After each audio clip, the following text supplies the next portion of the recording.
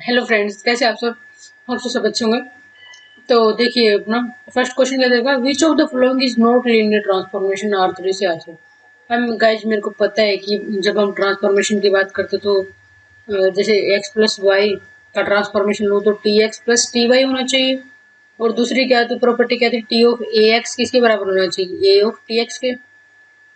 और एक सिंपल सा फंडा और ये भी है, अगर मुझे लीनियर ट्रांसफॉर्मेशन चेक करना है या नहीं, अगर यहाँ मैं एक्स वाई जेड, जब अगर मान लिया एक्स वाई जेड जितने भी दे रही है, अगर मैं इन सभी वेक्टर्स को जीरो पुट कर दूं तो और वो जीरो के बराबर आ जाए तो मेरा लीनियर ट्रांसफॉर्मेशन हो जाएगा।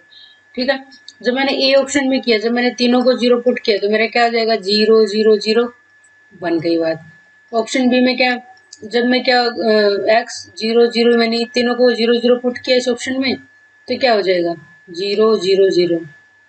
सी ऑप्शन में जब ये तो इसको तो करने की जरूरत नहीं, जीरो ना भी पुट करूं तो भी मेरा जीरो जीरो ही आ रहा है। डी ऑप्शन में, डी ऑप्शन फंस गया अपने को, कैसे? क्योंकि फर्स्ट एलिमेंट वन है, वन को तो हम जीरो कर ही नहीं सकते कैसे भी करके, वन तो कभी जीरो हो ही नहीं सकता, तो फिर ये क्या होगा अपना, not equal to zero zero. तो यही ऑप्शन है। इसने क्या पूछा था अपने से कि which of the following is not linear transformation, तो वो ये बाकी तो सारे होल्ड हो रहे हैं इस कंडीशन। तो second question guys, let we three dimensional vector space over the field F3। अब क्या बोल रहा है इसने, जो डायमेंशन ऑफ वेक्टर स्पेस की डायमेंशन कितनी है, तीन है, मतलब एन की वैल्यू तीन है। अब नेक्स्ट बोला इसने एफ थ्री में तीन एलिमेंट है, जो फील्ड दे रखी है उसमें जैसे जेड अपॉन थ्री जेड, तो किसके आइसोमॉर्फिक हो जाती है, जेड थ्री के। और एलिमेंट अगर मैं ऑर्डर की बात करूँ जेड थ्री का, तो इसने कितना दे रखा, तीन दे रखा इसमें एलिमेंट। तब इसने बोला है कि the number of distinct one dimensional subspaces. One dimensional subspaces का फॉर्मूला क्या होता है, one dimensional subspaces, one dimensional subspaces. तो क्या हो जाएगा guys, v equal to Q to the power N minus Q to the power N minus one divide by Q minus one. ठीक है, ये हो गया फॉर्मूला। अब क्यू क्या है, क्यू इज द, जो ये हम बोलते हैं ना F Q, Q equal to three, three की पावर एन कितना है guys, dimension of vector space तीन, तीन की पावर तीन माइनस वन, नीचे कितना हुआ, तीन माइनस वन, सीधा तो क्या आ जाएगा, 27 माइनस वन, दो, 26/2, तो कितना हो जाएगा, 13। 13 कौन सा ऑप्शन हो जाएगा, सी इज द करेक्ट ऑप्शन। ठीक है। तो अगर मैं थर्ड क्वेश्चन की बात करूं, अपने यहाँ पे क्या बोलते हैं इसमें, टी आर क्यूब से आर क्यूब लीनियर ट्रांसफॉर्मेशन दे रखा है ऐसे कि T of X Y Z equal to X plus Y Y plus Z Z plus X for all. अब इसने पूछा रैंक कितना होगा, नलिटी कितनी होगी, मेरे को ये पूछा, तो मैंने गाइस आप लोगों को ये बताया था कि जो भी आपको ट्रांसफॉर्मेशन दे के उसको मैट्रिक्स फॉर्म में लिखो। फर्स्ट जो वेक्टर दे रखा है उससे मैं बनाऊंगी फर्स्ट रो, सेकंड जो वेक्टर दे रखा है उससे मैं बनाऊंगी सेकंड रो, थर्ड जो वेक्टर दे रखा है उससे मैं बनाऊंगी थर्ड रो। ठीक है, तो ये मैंने इस मैट्रिक्स को ए नाम दे दिया। अब गाइस मेरे को ये भी पता है कि मैं इस पे चाहे कोई भी रो या कॉलम ऑपरेशन अप्लाई कर लूँ, इसका जो रैंक होगा ना एग्जैक्टली थ्री आएगा मेरा। कुछ भी कर लो आप, ये नॉन सिंगुलर मैट्रिक्स अपनी। ठीक है, मैंने ट्राई की थी। तो नेक्स्ट क्या है कि मेरे को क्या बताना, रैंक तो तीन हो गया। अब रैंक पहले एक और बात बताऊँ मैं आपको, और भी चेक करने की जरूरत नहीं, सबसे पहले ये देख लो रैंक किस किस का तीन है। सिर्फ एक डी ऑप्शन है जिसमें रैंक तीन दे रखा है, बाकी तो किसी में भी नहीं, तो सीधा भी लिख सकते हो। दूसरा क्या करो, अब मेरे को पता है कि जो डायमेंशन ऑफ बी है वो कितनी है, तीन है, और रैंक भी अपने कितना दे दिया, अपने को तीन दे दिया। अब मेरे को डायमेंशन ऑफ, अगर मैं या ऐसे बोल दो कि नलिटी की मैं करूँ, तो dimension of B minus rank of A, sorry T बोलो ए बोलो, जो भी इसको हम बोलते हैं, dimension of rank of T, तो कितना हो जाएगा, तीन माइनस तीन कितना हो जाएगा, जीरो। तो option D the correct. Next question guys कि consider subspace W equal to x1 x2 x20, इतने एलिमेंट है इसमें, और xn है वो जो कंडीशन दे रही है, xn equal to xn minus one plus xn minus two. मतलब ये कि जो ये एलिमेंट है ना, इससे पहले के दो एलिमेंट का सम होगा तीसरा एलिमेंट ऐसे। और n कितना, तीन से 20 के बीच में जा रहा होगा वेक्टर स्पेस आर की 20 डायमेंशन ऑफ डब्ल्यू, डब्ल्यू की डायमेंशन क्या होगी। ठीक है, तो देखिए गाइस हम हमें पता, जो मेन चीज है ना वो तो ये है, क्या, कि जो ये एक्स एन है ना, एक मिनट रुकिए, गड़बड़ हो गई। तो फिर क्या हो जाएगा, जो एक्स एन अपना वो किसके बराबर है, X N minus one plus X N minus two, और एन इक्वल टू थ्री से अपना स्टार्ट हो रहा है। तो क्या हो जाएगा, एक्स थ्री किसके बराबर होगा, x two plus x three किसके बराबर होगा, x two plus x one, मतलब इन दोनों के। अगर मैं n इक्वल टू 4 लिखूं तो क्या हो जाएगा, x4 equal to x3 plus x2, ठीक है। और x3 को मैं किससे रिप्लेस कर सकती हूँ इससे, तो क्या हो जाएगा x2 plus x1 plus x2, ठीक है, ये वाला हो जाएगा, ठीक है। उसके उसके बाद तो मतलब कि मेरा कहने का मतलब जब x3 लिया वो भी x1 x2 के कॉम्बिनेशन में, लीनियर कॉम्बिनेशन में था। जब x4 लिया वो भी x1 x2 के लीनियर कॉम्बिनेशन में था। नेक्स्ट क्या हो जाएगा गाइड, जब n इक्वल टू 5 लूंगी मैं तो क्या हो जाएगा, x इक्वल टू x5 क्या हो जाएगा, x4 प्लस x3, ठीक है, x4 प्लस x3 हो जाएगा। तो और x4 कितना है, x4 और x3 की वैल्यू में पुट कर दूंगी तो क्या हो जाएगा, x2 plus x1 plus x2 plus x3 क्या हो जाएगा, x2 प्लस x1, ये x1 और x2 के लिए कॉम्बिनेशन में हो जाएगा। मेरा कहने का मतलब ये कि गाइस जितने भी हम यहाँ पे एलिमेंट निकालेंगे x3 से लेके x20 तक, तो सारे ही एलिमेंट x3 से x20 तक सारे ही एलिमेंट मेरे क्या है, x1 x2 के लीनियर कॉम्बिनेशन में बन रहे हैं। मतलब ये कि अगर मेरे को x1 और x2 पता चल जाए तो मेरे सारे एलिमेंट निकल जाएंगे।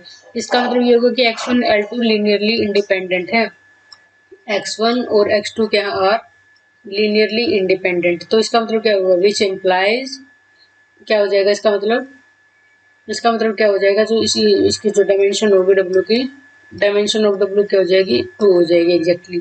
तो कौन सा ऑप्शन हो जाएगा, A option is the correct answer, ठीक है। तो नेक्स्ट क्या है, फिफ्थ क्वेश्चन क्या दे रखा है हमें, which of the following defined in metric, इनमें से कौन सा मीट्रिक स्पेस होगा। तो देखिए गाइस वैसे हम ये रियल एनालिसिस में करेंगे, परंतु तो रियल एनालिसिस का पार्ट है ये। तो जो ए ऑप्शन है ना, कि ये दे रखा है इसने D of X Y equal to X square minus Y square equal, ठीक है। तो देखिए अगर मैं मीट्रिक स्पेस की बात करूँ तो उसमें एक तो फर्स्ट प्रॉपर्टी तो ये होती है कि डी एक्स वाई होगा ना, वो ऑलवेज ग्रेटर देन जीरो होगा।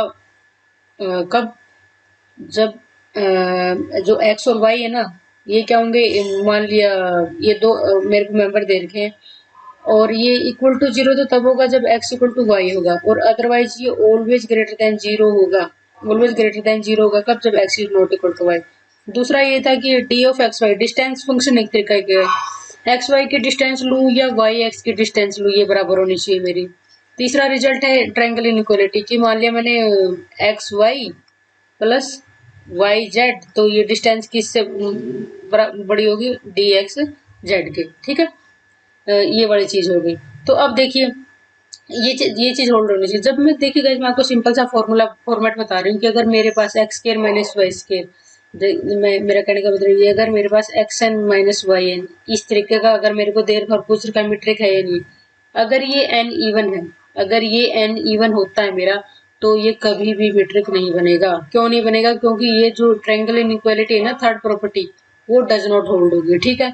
बी की अगर मैं बात करूँ, बी ऑप्शन की, तो बी ऑप्शन की जब मैं बात करती हूँ तो वो मेरा है D of X Y equal to X minus two Y, ठीक है।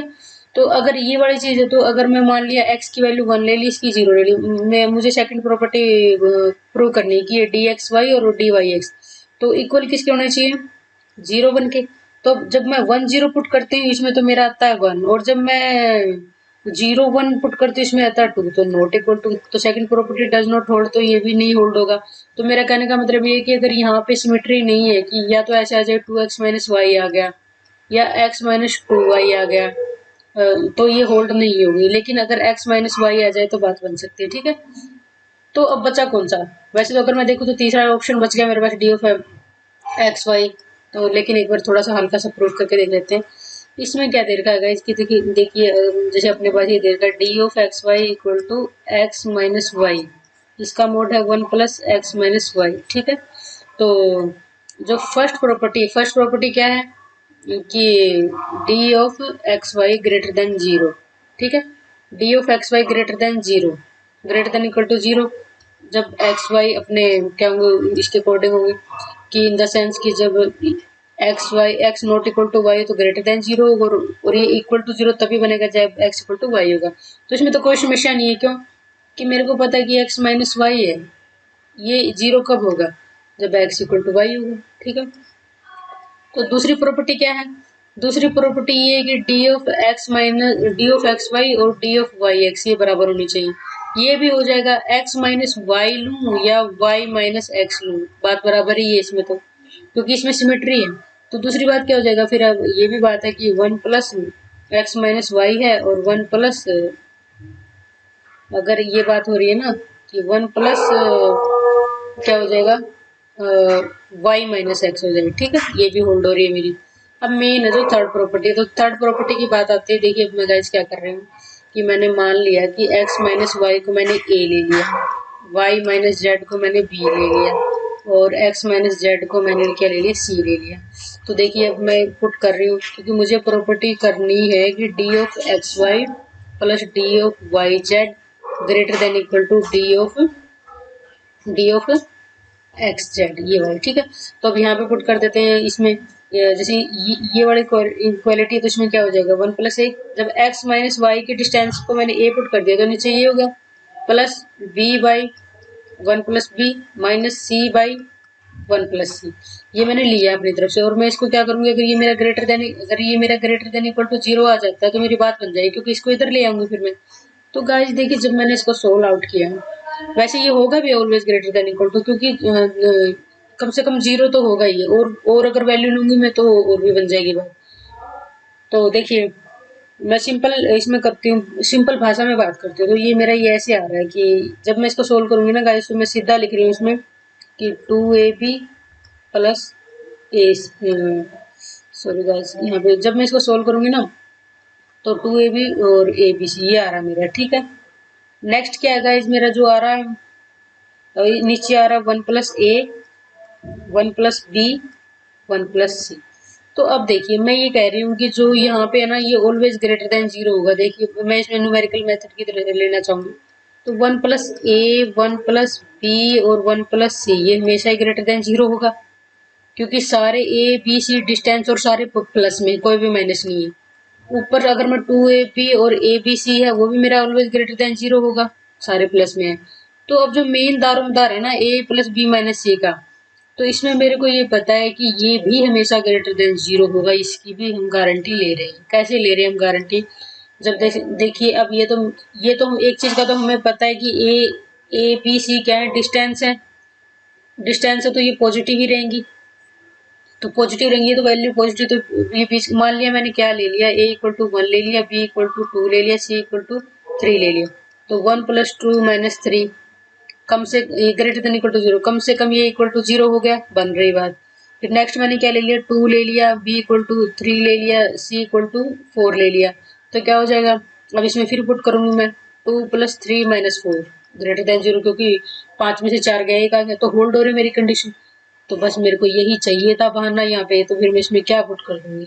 तो अब देखिएगा जब मैं जो कर रही हूँ यहाँ से क्या करूंगी कि a by 1 plus A plus B by 1 plus B, ये ऑलवेज किससे बड़ा हो जाएगा, c बाई 1 प्लस सी से। तो इसका मतलब क्या हो जाएगा, d of X Y plus D of Y Z greater than equal to D of X Z, ठीक है, ये हो जाएगा मेरा। तो सारी प्रॉपर्टी होल्ड हो रही है मेरी इसकी इस ऑप्शन में, तो correct is the C answer. और वैसे गाइस ये डायरेक्ट रिजल्ट होता है ना, शायद प्रूफ होता है कोई, तो ये अगर आप चीजें यदि, क्योंकि तीनों ही ऐसी इस टाइप की है, ये मोस्ट ऑफ ये घुमा के देता हो, तो ये चीज आप फिक्स कर लो कि कौन सी होती है कौन सी, डायरेक्ट भी याद कर लो, मैं तो ये भी सलाह दे रही हूँ आपको, ठीक है। तो नेक्स्ट क्वेश्चन है गाइज कौन सा है, इसने कहा कि for a continuous function F R से R let Z one equal to X, R से बिलोंग कर रहा है, इसमें वो एक्स रियल नंबर है जो जिन पे क्या है एफ एक्स इक्वल टू 0 दे रहा है, एफ एक्स इक्वल टू 0 दे रहा है। तो मेरे को उसने पूछा कि जेड एफ क्या होगा, कॉम्पैक्ट होगा, क्लोज होगा, ओपन होगा, कनेक्टेड होगा। तो गाइज मेरे को जब पता है कि जेड वन इक्वल टू क्या दे रखा है, X belong to real number दे रखा है, ठीक है, और एफ एक्स इक्वल टू क्या है 0 दे रखा है। तो इसमें अगर मैं कॉम्पैक्ट की बात करूं, फर्स्ट ऑप्शन की, कॉम्पैक्ट का मतलब क्या होता है, क्लोज्ड प्लस बाउंडेड। तो एफ हर एक वैल्यू पे एफ एक्स इक्वल टू 0 दे रहा है, मतलब ये मेरे पास क्या हो रही है, इक्वलिटी होल्ड हो रही है, तो क्लोज तो हो ही जाएगा, कोई समस्या नहीं। ये इक्वल आ रहा है तो क्लोज तो हो ही जाएगा, कोई समस्या नहीं, क्योंकि एफ एक्स अगर ग्रेटर देन 0 होता या एफ एक्स अगर लेस देन 0 होता फिर नहीं होता क्लोज, क्योंकि इसने इक्वलिटी होल्ड कर दी तो ये मेरा क्लोज तो बन रहा है। मतलब इक्वल इक्वल होने का मतलब ये कि कुछ तो सॉलिड है इसके पास, ठीक है। नेक्स्ट क्या हो जाएगा, बाउंडेड। बाउंडेड की बात आती है जब मेरे को पता है कि जब एक्स अपना बिलोंग कर रहा है रियल नंबर से, एक्स अपना रियल नंबर से बिलोंग कर रहा है तो इसका मतलब क्या होगा, एक्स अगर रियल नंबर से बिलोंग कर रहा है इसका मतलब ये है कि ये इंटरवल की बात करें तो माइनस इन्फिनिटी से इन्फिनिटी में जा रहा है, तो फिर क्या होगा, x is not bounded, x bounded नहीं है। अकेले फंक्शन से क्या होगा, अकेले फंक्शन से कुछ नहीं होगा, मेरे पास क्या होता है जो इसमें वैल्यू पुट कर रहे हैं, चलो ठीक है, मैं इसको तो एफ एक्स को तो मैं बांध के रख सकती हूँ कि इसके हर एक पे वैल्यू जीरो आ रही है, फंक्शन तो मेरा बाउंडेड हो गया। लेकिन जो वैल्यू इसमें पुट कर रहे हैं, जो एक्स एक्सिस की मैं बात करूँ, एक्स एक्सिस तो इनफाइनाइट पे जा रही है ना, तो फिर क्या हो जाएगा, सिर्फ क्लोज की गारंटी है, बाकी मेरे पास कोई गारंटी नहीं है। ठीक है, नेक्स्ट क्वेश्चन देखिए guys, any countable set of R heads, ये भी आर, आर मेरे पास क्या है, आर है रियल नंबर, तो रियल नंबर होता है अनकाउंटेबल। ठीक है, अनकाउंटेबल होता है, और ये बनता किस किस से है, set of rational union set of irrational, ये तो काउंटेबल होता है, ये तो हमेशा काउंटेबल होता है, और ये होता है हमारा हमेशा ही अनकाउंटेबल, जिसको काउंट नहीं कर सकते हम। ठीक है, तो अब बात किसकी कर रही है, क्योंकि तो अब मेरे को पता है कि जब मैं किसी भी काउंटेबल सेट का मेजर निकालूं, ये मेजर की नोटेशन है, measure of countable set always zero होता है, ये रिजल्ट होता है गाइस लिबेग मेजर में, कि मेजर ऑफ, ये रियल का क्वेश्चन अपना, मेजर ऑफ काउंटेबल सेट, कोई भी काउंटेबल सेट है वो क्या होता है, हमेशा जीरो, तो कौन सा ऑप्शन हो गया guys, B is the correct option. ठीक है, नेक्स्ट है general linear GL2FP is order of, किस ऑर्डर का होगा, पी होगा, पी स्क्वायर होगा, P into P plus one होगा, ये होगा। ठीक है, तो अब मेरे को ये पता है कि अगर मैं बात करूँ GL2FP, ठीक है, ये वाली अगर बात करी मैंने, तो फिर क्या हो जाएगा, अगर मैं ऑर्डर की बात करूंगी तो जो ऑर्डर की अगर मुझे बात करनी होती है कि ऑर्डर ऑफ GLN FQ क्या होगा, Q to the power n minus Q to the power n minus one, Q to the power n minus Q to the power n minus two, इस तरीके से जाते जाएंगे Q to the power n minus Q to the power zero. ठीक है, तो ये वाली चीज होती है। फिर क्या हो जाएगा, अगर मैं बात करूं यहाँ पे Q तो एज इट इज रहेगा, n की वैल्यू FQ, ये तो P हो गया ना यहाँ पे, तो सॉरी, यहाँ पे तो जो हम अगर फील्ड पे जैसे जो FQ लेते हैं, यहाँ पे तो Q की जगह पे P है तो P हो गया, और N की जगह पे कितना, N इक्वल टू टू हो गया, तो P to the power two minus P to the power one. ठीक है, P to the power two minus P to the power zero.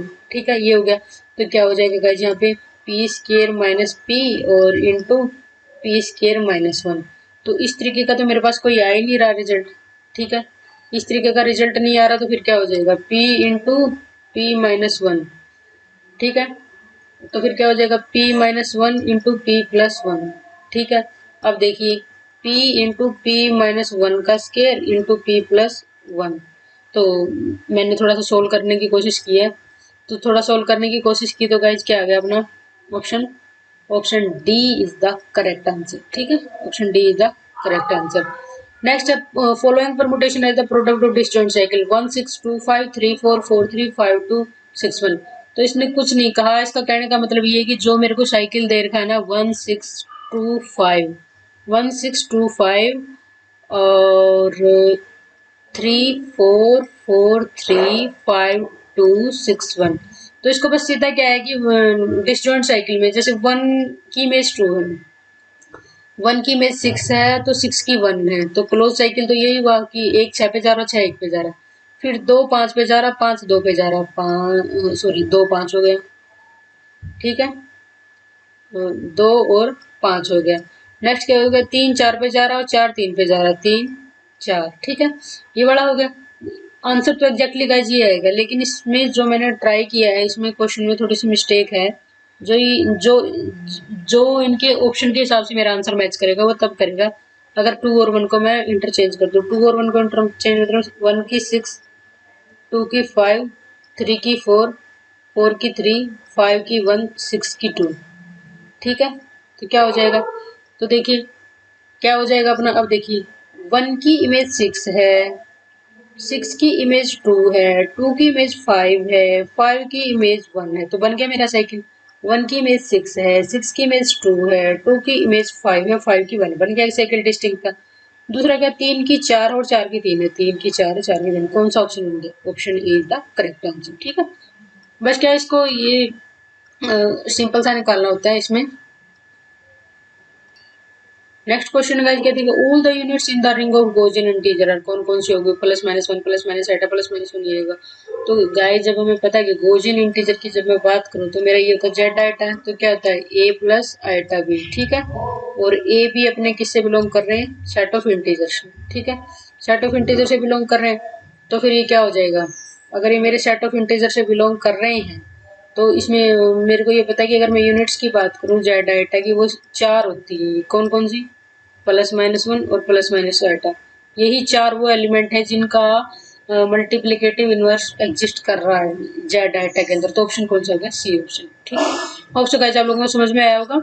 मिलते हैं नेक्स्ट लेक्चर में, तब तक के लिए जय हिंद जय भारत।